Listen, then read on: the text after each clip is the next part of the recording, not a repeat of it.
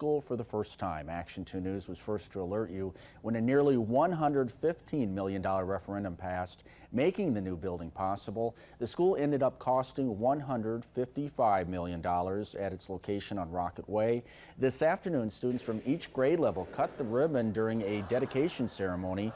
Now people are touring the classroom spaces, cafeteria, library, and sports facilities.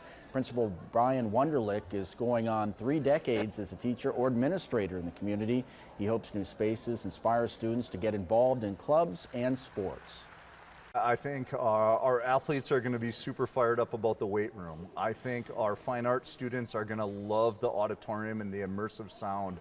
I think just a regular student who maybe isn't involved in any activities, will keep pushing them to get more involved, and hopefully our facilities do that. The first official day of learning in the new spaces is September 5th.